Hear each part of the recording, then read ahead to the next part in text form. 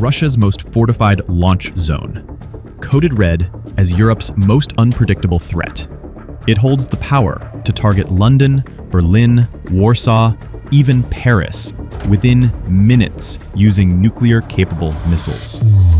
For decades, this stronghold was untouchable. NATO had no countermeasure. Until now. A top US general just issued a revelation. NATO isn't just observing this threat. They have the capability to neutralize it in hours, not days, not weeks, hours. NATO found a flaw, and more importantly, a new strategy. A secret AI battlefield network already scanning weak points inside Russia's most secure zone, and it's active. With Washington's 50-day ultimatum now cut to 10 to 12 days, the pressure is real. If diplomacy fails, is Russia next after Iran? The question now isn't if NATO can move, it's what comes after that move. And that's exactly why you need to hit subscribe right now. Where is this place? It has a name, Kaliningrad, a Russian military exclave wedged like a dagger between Poland and Lithuania. A fortress smaller than New York City, yet designed to control half of Europe. From here, Russian missile systems, including the Iskander and Kalibr platforms, can strike European capitals in under 6 minutes. It's a fortress within a fortress. S-400 anti-air domes to block aerial entry. Iskander-M and Kalibr missiles, some nuclear-capable. Submarines and stealthy Baltic Fleet corvettes ready to deploy. Jamming arrays and fighter squadrons, creating a sealed defense grid. These assets form what's known as an A2AD bubble, anti-access, area denial, a defense system so advanced that no foreign aircraft, missile, or drone can enter without being intercepted. But it's not just its hardware. Kaliningrad sits astride the Suwalki Gap, a critical land bridge between Poland and Lithuania. It dominates access to the Baltic Sea, which is now virtually NATO's sea, following Finland and Sweden's accession. Yet Kaliningrad's A2AD fortifications, Iskanders, S-400s, jamming arrays mean Russia can sever overland access to the Baltics through Poland and Belarus at will. That move would effectively choke NATO's northern flank. Just when that wasn't alarming enough, Russia's turning Kaliningrad into a hybrid warfare hub. Key sites like the Okunevo antenna and Baltisk-linked Baltic Fleet systems have been pinpointed by Polish researchers as sources of GPS jamming that disrupted flights in Poland, Finland, Germany, Latvia, Lithuania, and especially Estonia. Airlines including Finnair canceled routes for weeks amid fears of instrument failures and crash risk. This enclave is engineered to project power across Europe. For decades, its defenses were airtight, until now. General Christopher Donahue, commander of U.S. Army Europe and Africa, dropped a revelation. NATO now has the capacity to neutralize it in hours. Not days, not weeks, hours. What gives NATO this edge? The answer? 2 game changers. Technology, a battlefield AI born from a secret Pentagon program. Strategy, NATO's Eastern Flank blueprint, built to break defense.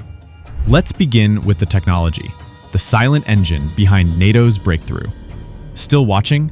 That means you're not average. Hit subscribe and join the front line of thinkers who see what others miss.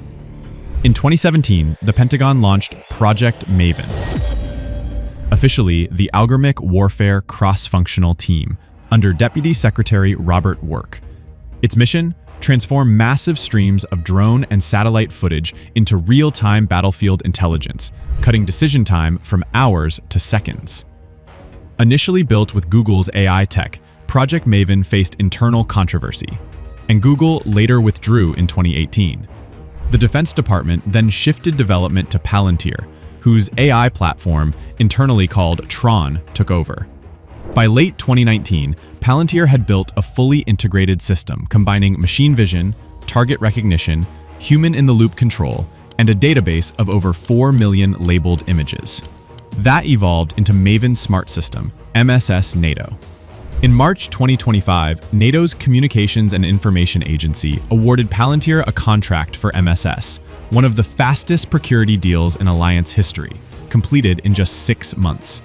The system became operational within 30 days, deployed across NATO's Allied Command Operations (ACO) hub at Shape in Belgium. MSS merges surveillance data from satellites, UAVs, radar, geolocation logs, signals intercepts into one cloud-enabled battlefield management interface. Potential threats such as missile silos or command posts are automatically flagged with yellow overlay boxes. Friendly or no-strike zones are flagged in blue. Once a commander verifies a threat, human decisions can be transmitted instantly across the alliance to compatible assets. The impact is staggering. Small operations teams using MSS can process data once, requiring thousands of analysts. In 2024, Project Maven assisted in planning over 85 strikes in just 1 day across the Middle East, locating missile launchers, hostile vessels, and more. In Ukraine, live feeds enabled precision targeting of Russian tanks and missiles. Analysts estimate the Pentagon initially funded MSS through a $480 million contract. Following its proven effectiveness, NATO expanded the ceiling to $1.275 billion across multiple combatant commands. Now, the strategy that activates this system in action. NATO's Eastern Flank Deterrence Line is the tactical blueprint designed to unify land forces from Poland, Finland, the Baltic states, and the US under one synchronized operational network. It emphasizes interoperable systems, standardized launchers, and shared cloud-based fire control structures.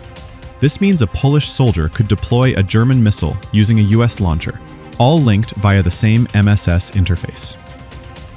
General Christopher Donahue, commander of US Army Europe and Africa, stated plainly, "Land domain is not becoming less important. It is becoming more important."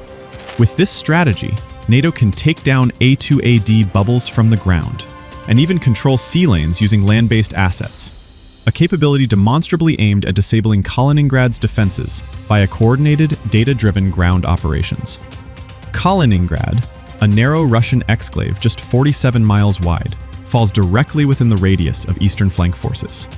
Together, this AI-powered command grid and Eastern Flank doctrine form a lethal synergy. NATO can now penetrate Kaliningrad, but the situation is now urgent. Kaliningrad isn't just a missile base. It's a dark nerve center for silent electronic warfare. The US ceasefire ultimatum has been shortened from 50 days to 10-12 days. If Russia doesn't comply, NATO might be forced to act. So, if this mission goes live, how does NATO physically proceed under MSS and the Eastern Flank strategy? Mission simulation, how this operation could unfold. 1. Activate the battle grid, Maven Smart System. NATO launches its AI-powered intelligence platform called MSS. It immediately ingests data from satellites, drones, radar intercepts. On a shared data fusion map, yellow markers highlight missile sites or jamming stations, and blue zones show friendly areas. Everyone, from Warsaw to Vilnius to US headquarters, sees the exact same tactical picture. Once a commander verifies a target, the coalition decision network sends action orders in seconds. 2. Neutralize electronic threats. Covert operatives disable Russian GPS jamming sites in Kaliningrad, responsible for disrupting civilian flights across Europe. If needed, NATO aircraft already patrolling the Baltic region under aerial suppression protocols disable remaining radar jammers. This phase uses advanced electronic warfare targeting to create safe corridors for ground forces. 3. Deploy ground forces via coalition systems.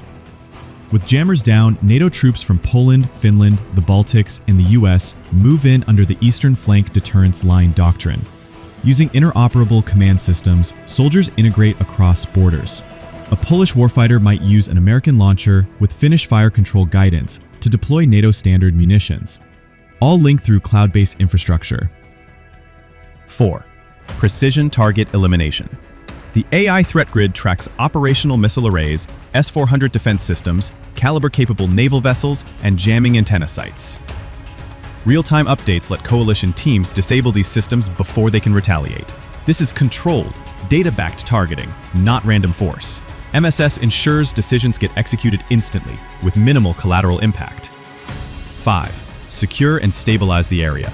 After key threats are neutralized, NATO establishes control over ports, communications hubs, and energy infrastructure. With live video and sensor data feeding into the shared platform, Allied command posts activate in the region, ensuring stable coalition oversight and ongoing deterrence readiness. Mission timeline. Total time. Mere hours, not days. This isn't theory. It's rehearsed, and it could be executed fast. But Russia won't sit back. Moscow's reaction? Sharp, direct. Officials declared, "An attack on Kaliningrad is an attack on Russia. Their nuclear doctrine will apply without hesitation." And with diplomatic ties to NATO now severed, the last channels of dialogue are gone. So could NATO truly pull this off without global fallout? Could the US ever attempt this against Russia like it did with Iran? Is Kaliningrad the spark NATO meant to control, or the fuse that lights the fire? Hit subscribe if you want the next chapter before the headlines drop. Comment below. What do you think happens next? Share this with someone who still thinks peace is guaranteed. Thanks for your time today. You could have spent it anywhere, but you spent it with us. We appreciate that. Stay sharp, stay informed, and we'll see you in the next one.